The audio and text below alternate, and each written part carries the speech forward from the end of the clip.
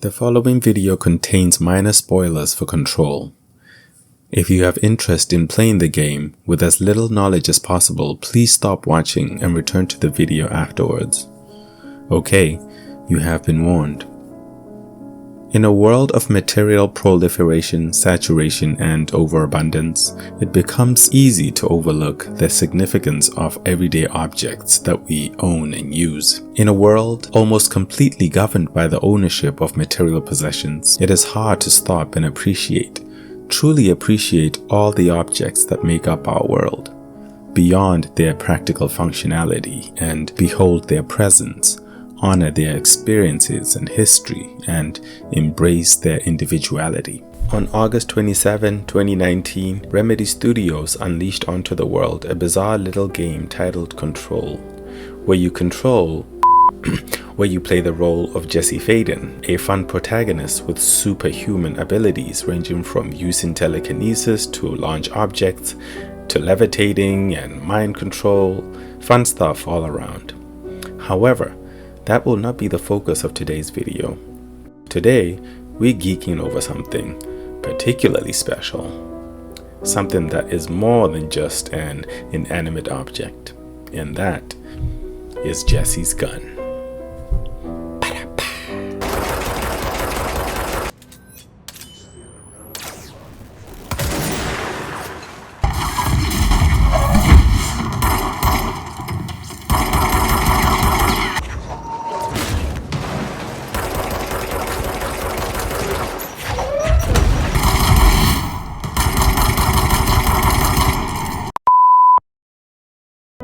Before we talk about Jesse's gun, I would like to reference another gun that I think about from time to time. I know, that's a bit weird. If you haven't already listened to and obsessed over the 1996 classic song I Gave You Power by New York rapper Nas, I implore you to give it a chance if you even so slightly appreciate good writing. The song is a poetic masterclass in the usage of personification to convey thoughts and emotions from a dormant object. It is a dark and moody ballad soaked in melancholy, and it transports the listener to the cold and desperate underworld where the narrative takes place, namely the housing projects of Queensbridge, New York. Sir Nasir Jones writes from the perspective of a gun, a Desert Eagle to be exact, in order to illustrate and convey the weapon's experiences, painting a darkly beautiful picture of what life must feel like for this deadly and powerful weapon. In the case of Jesse's gun, according to some of the documents scattered around the game world, the service weapon wasn't always a gun, and it has undergone various unspecified shapes before taking its current form. Also, nobody brought the gun to the oldest house, the headquarters of the Federal Bureau of Control. It just appeared one day in the director's office. The Federal Bureau of Control, the FBC, is spearheaded by the director. And in order to be the director, prospective candidates have to be able to wield the weapon and put it up against their heads. And if they are the chosen one by the gun, they don't end up redecorating the walls. It's safe to say there are no reapplications for this position. In any case, Jesse's gun has character. It has a past that remains a mystery even to those who are able to pick it up and step into the director's role. And as an extension of the hand of the mysterious board members of the Bureau, the gun executes and carries out their intentions and objectives. The director is not really in control, even with their supernatural power of being able to wield the weapon. If you overanalyze the lyrics of Nas's song like I have, you will notice that the gun has thoughts and emotions. It also has preferences regarding how events should or should not play out. There is an underlying moral disposition which seems to be present within the gun. We hear about the cold nights and bloody days as the gun laments over the brutal violence it has witnessed and contributed to. We hear lines such as "They are making me kill" and "What I feel has never mattered," pointing towards the gun's suppressed emotional trauma that results from the cycle of violence and the pain of being unheard and even silenced altogether. My fixation with this song began when I started appreciating the gun's internal journey.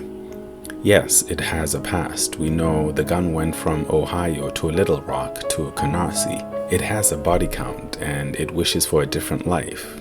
But the story within the song that most resonates with me is one of regaining control of one's life and circumstances. The gun went from a silent and obedient servant, a mere tool for the shooter, to taking control and taking back the power that it initially extended to the shooter, kind of flipping the meaning of the song's title. The gun has a presence, it has a history, and I theorize that it selects its owners and prefers a quiet life, free from the noise and the crime of urban life during the 80s and 90s in New York City. The world of control takes place at the New York headquarters of the FBC, a secret department of the US government tasked with secretly investigating paranormal events, containing these events and confiscating all associated objects and items in the name of research and national security. These range from murderous refrigerators that demand unwavering attention, teleporting ducks, and possessed floppy disks that must be contained in a cell with no other loose material, restless post-it notes, a closet light switch that acts as a portal. The oldest house is teeming with these strange items that seem to have a mind of their own. Even the building itself is an ever-shifting structure that can reshape itself at will. It appears these things that act out of character, that defy our expectations regarding how they should or should not behave, are either inhabited or controlled by an invasive external force, or they are operating solely out of their own volition and are functioning with a measurable level of agency and autonomy. The service weapon chooses Jessie and effectively appoints her as the new director of the Bureau. As our Hogwarts friends know, it's not the wizard who chooses the wand, but rather the wand that chooses the wizard.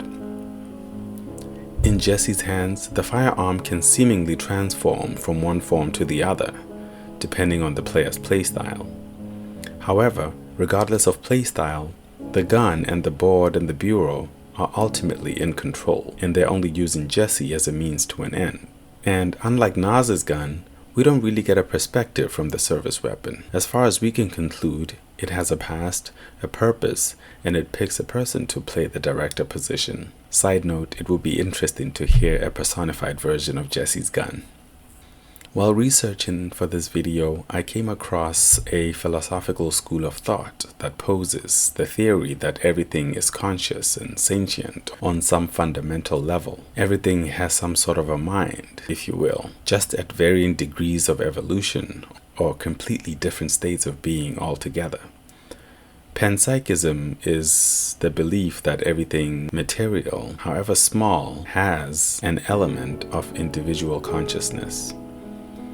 I found it interesting and a little funny that there are actually people out there studying this phenomenon. I'm sentimental about some physical objects that have meaning to me, but I never really consider there might be, however slight or insignificant, some sort of awareness within these things. If everything is alive, then how does that affect our moral decisions? How do we interact with the world around us if we think of the world as being alive? These are some of the interesting questions that are posed by the game. The world of control is alive, and I don't mean that the world building, the environment, the NPC behavior, even though all of that is outstanding. I mean the actual physical world. The oldest house, where the story takes place, is alive. From the worn and scarred concrete that moves and bends as you explore the inner walls of the oldest house, to the endless items that are contained within the high walls of the FBC, the building and all the objects and things contained by its walls, everything is self-aware. However, in a world run by humans who only value things according to how useful or how beneficial they can be to them, the supposed thoughts and feelings, the desires and pains, the expectations and disappointments of our everyday objects go unnoticed. Cal in Jedi Fallen Order can hear echoes of past events through objects found in the world by focusing the force on them. In this universe, people and events leave a resonance that lingers, receptive to those with supernatural sensitivities.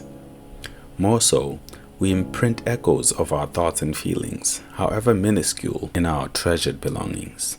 All those wedding rings, necklaces, clothing, gadgets, shoes and belts and watches and houses. On some level, these things are having an experience of being those things, supposedly. And in the world of control, this is evident in all the altered items that you see and read about. Out of interest, I also looked up some sentient guns and weapons, and I was surprised to find that so many works of fiction feature autonomous weapons of some sort. The Master Sword from Zelda, Quipy the talking gun from Cyberpunk 2077, and this gun from High on Life, which I'm still to play. While researching, I also reminisced about all those awesome iconic weapons in games such as Kratos' Blades of Chaos or Joel's revolver in The Last of Us, heck, even Joel's watch. Then I thought about this funny scene in Pulp Fiction where a family heirloom is being passed on to this little poor kid over here. Anyway, the point is, if there is a point in this video, that Control is a phenomenal game that made me think about the experiences being had by regular items and objects. The possibility of there being this underlying layer of reality that is unperceivable to us is one that I think is a goldmine for fictional work and a profound twist on life if it turns out to be true that things have thoughts and feelings. Like, what the If we put the lore and the world of Control aside for a moment, I have to send a special nod to the combat and gameplay. Combat is fluid and chaotic, requiring players to interchangeably use skills and various weapons and weapon types to obliterate enemies. You can launch couches, vending machines, desks, chunks of concrete. You break and launch these beautiful displays. Almost everything within this building and the building itself can be weaponized. But obviously things are just things. They're not alive, and there is no scientific evidence that proves that things are sentient or have any level of consciousness or even memory. Nour's gun deals with frustration, as it states that what I feel, it never mattered, and that throughout its whole life it has been forced to kill and do things against its will. These suppressed thoughts and emotions reach a point of inflection where the gun decides to hold back and jam in the shooter's hand in a moment when shit is about to hit the fan. I Gave You Power is some of Nour's best writing and can tower the work of his peers, especially during this time period when the song came out. Although the gun is personified in the song is actually about him and others like him who are trapped in a cycle of violence with no agency regarding their life. At the end of the song, the gun finds a moment of relief as its owner is shot dead after the gun takes control and refuses to fire one more bullet, but then it is picked up again by someone else, thus closing the loop and beginning the cycle all over again.